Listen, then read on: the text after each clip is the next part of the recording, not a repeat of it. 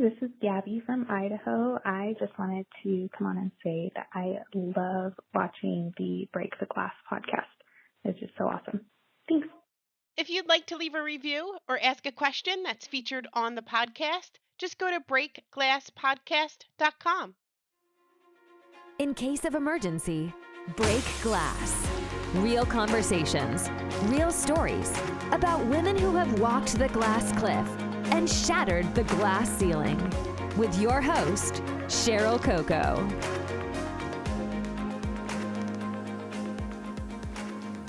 Hey, welcome to the Break Glass podcast. I'm your host, Cheryl Coco. They call me Cup of Cocoa, and today we're going to talk all about Meg Whitman. Meg Whitman has politics in her blood, literally. One of her ancestors, Elnathan Whitman, was a member of the Nova Scotia House of Assembly, and another one was U.S. Senator Charles B. Farwell. She is the great-granddaughter of Professor Munroe Smith of Columbia University and the great-great-granddaughter of General Henry S. Huidekoper, hopefully I said that right, who was a Civil War veteran and a Harvard graduate.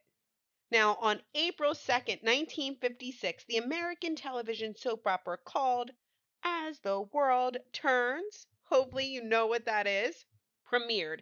And just a few months later, on August 4th, 1956, Meg Whitman was born. As the World Turns was sponsored by Procter & Gamble. Wait for it, okay? Because this is cool. Meg Whitman would begin her career as a brand manager at Procter & Gamble. And then later, she would come full circle and be one of the board members of Procter & Gamble. This is so sweet, okay? Meg credits her mother, being a mother, I'm like, aw, with instilling in her the confidence to be anything she wanted to be. Meg's mom is a badass. Listen. In a Stanford Graduate School of Business talk, she shared the inspiring story of her mother. My mother was very instrumental in convincing my sister and I and my brother that we could actually do anything we set our minds to. During the Second World War, Meg's mother wanted to help with the war effort, so she joined the Red Cross. Meg explains that her mother got on a troop ship from San Francisco to New Guinea with 1,000 women. So then the base commander greets them and says, "We have a shortage of airplane mechanics and truck mechanics. Which one of you would like to volunteer?" Now, Meg's mom has no past experience with this type of repair work. She just reasoned with herself that she would go where they needed the most help. So she volunteered. 4 years later, she was a fully certified truck mechanic and airplane mechanic. Did I tell you that this woman was a badass?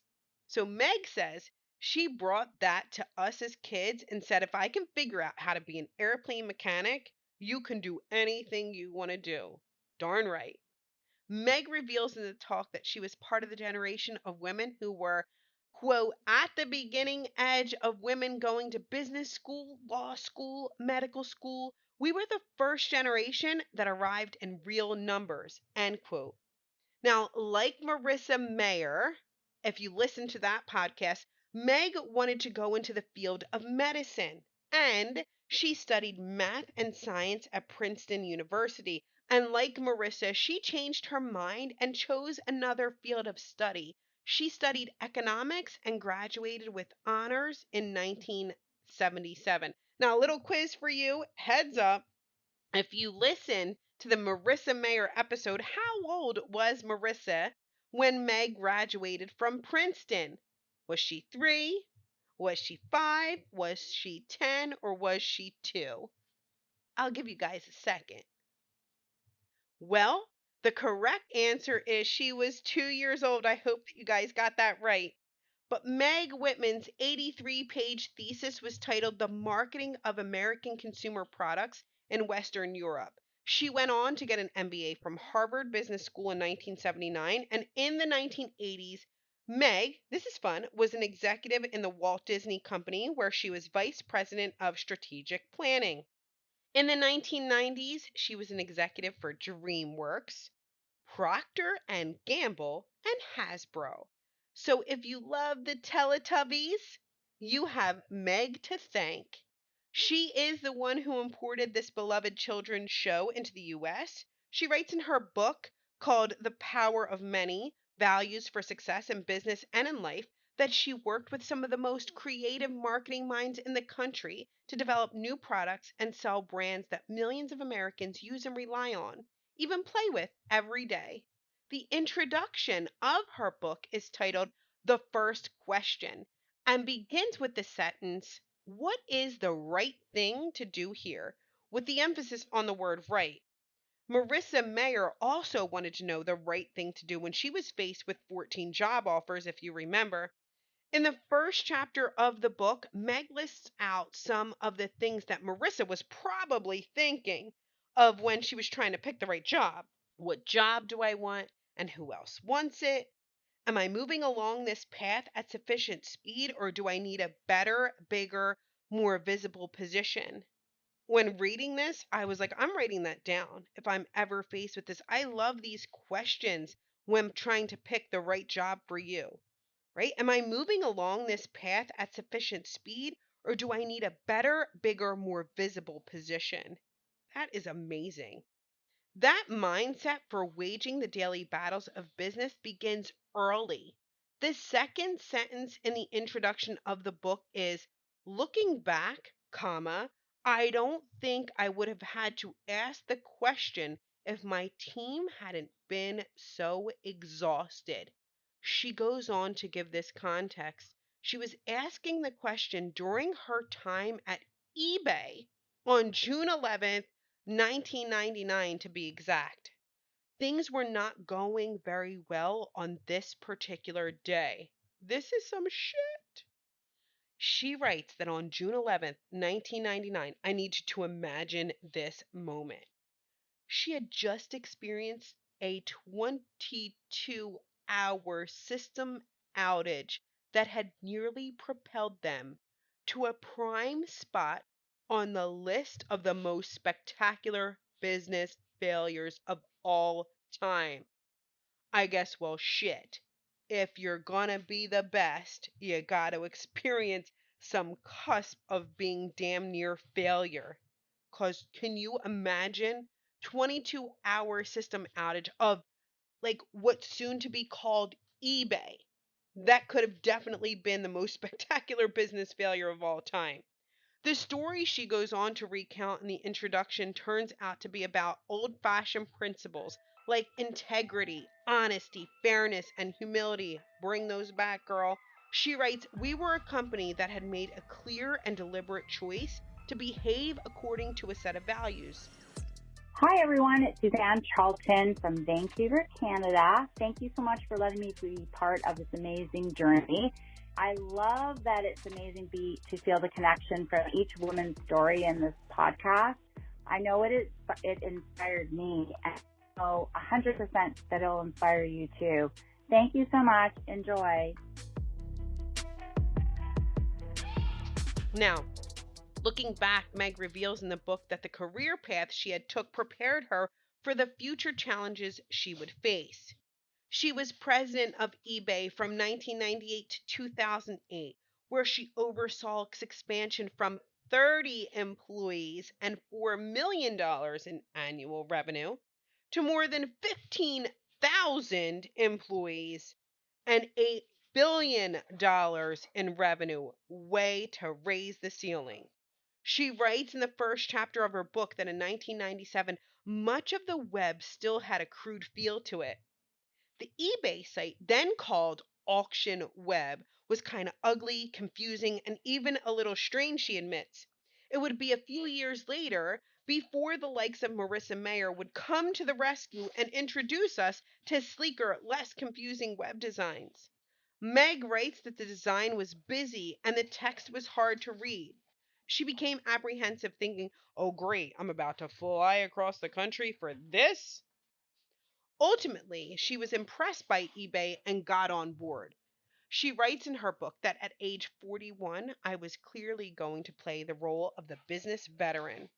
In 2008, Meg was cited by New York Times as among the woman most likely to become the first female president of the United States. 2 years later, when she was the fifth wealthiest woman in California, she spent $144 million of her $1.3 billion to run for governor of California. And you got to hear what happens here. So in January 2011, Meg joined Hewlett Packard's board of directors and was named CEO on September 22nd, 2011. The same year that Marissa Mayer was passed up for an important promotion at Google. You guys remember that, right? 2 years later, Bloomberg LP named Meg as the most, wait for it, underachieving CEO. That's what she was named. Most underachieving CEO. I mean, can you imagine publicly having your feelings hurt like that? Just being called out. Damn. She keeps going, though. On November 21st, 2017, Meg stepped down as CEO, and in the Stanford Graduate School of Business talk, she answered a question about winning hearts and minds. She said, "This is great." She says, "How you win hearts and minds and how you become a trusted colleague is the same when you're a CEO as when you're a new person. And that is to do what you say you're going to do. For real. Say what you mean what you say, and get it done. When you're trying to win the hearts and minds of a big company like HP or Hewlett Packard, there is something I learned in politics, and that's called symbolic value." Now, she doesn't really win that governor position, but she learns a lot. So this is what she learned. She learned from Jerry Brown. Jerry Brown is the guy who won the governor's seat in 2010. Meg reveals Jerry Brown executed symbolic value. When Jerry Brown won the election, he did something that at first I thought was not very smart. And then I thought it was genius, she goes on to say, right?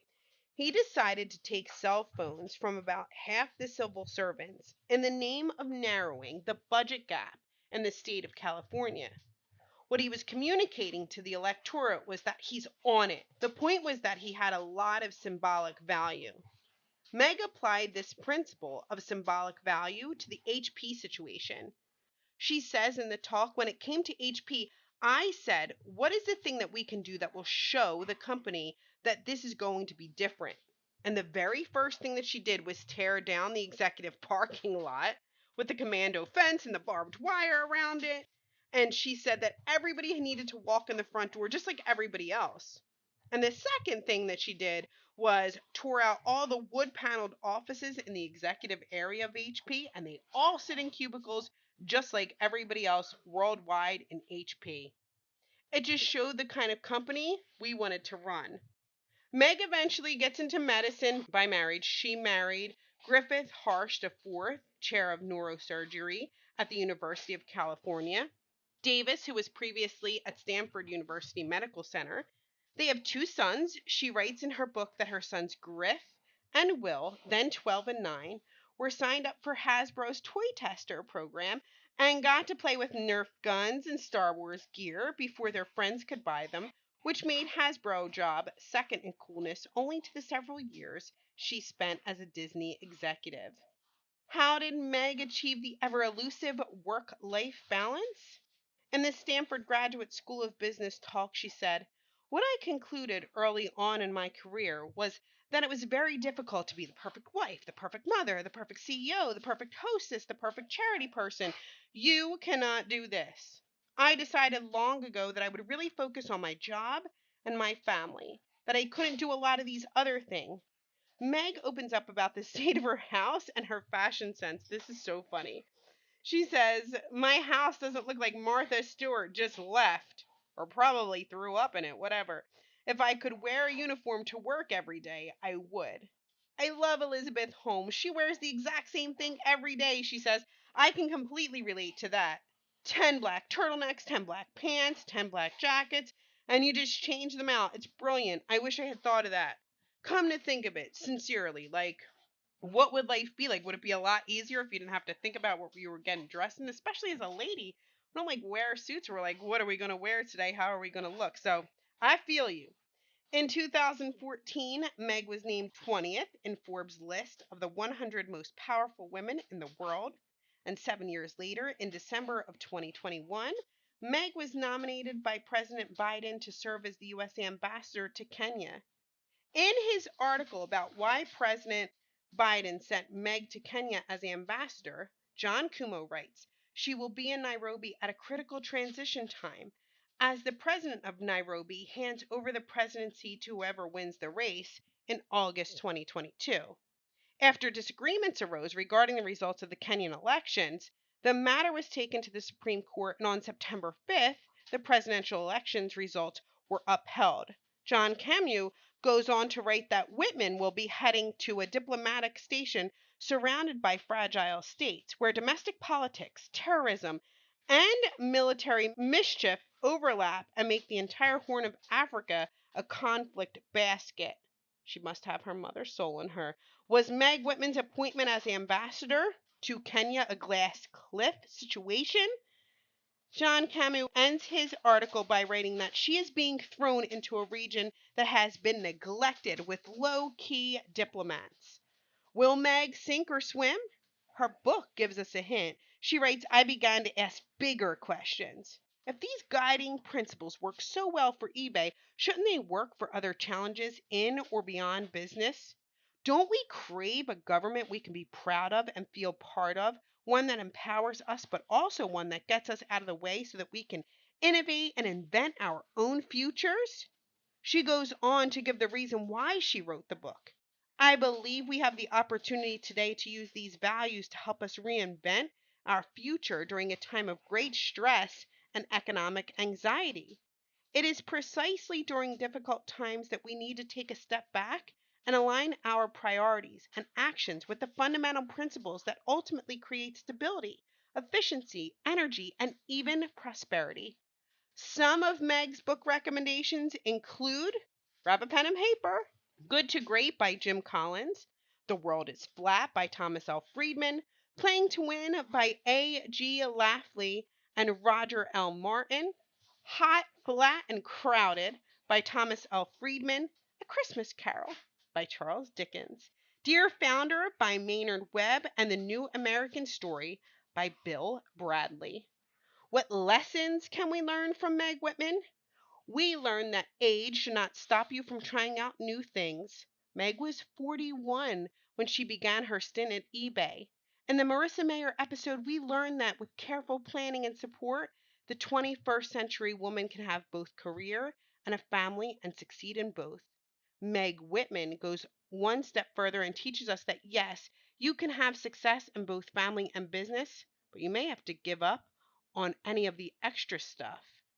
She teaches us that women can have it all, but not all of it at once. Meg also teaches us that old-fashioned values still matter, even in the cutthroat world of the 21st century business. Join us on the next Break Glass episode where we'll learn all about Mary Barra of General Motors. Remember, when faced a dilemma, ask what Meg Whitman asks. What's the right thing to do? This is your host, Cheryl Coco. They call me Cup of Cocoa, and I will see you on the next episode. Bye-bye. Thanks so much for listening to this episode. If you're enjoying the show, please feel free to rate, subscribe, and leave a review wherever you listen to your podcasts. We really appreciate that effort. Now, you know what to do. In case of emergency, break glass with your host, Cheryl Coco.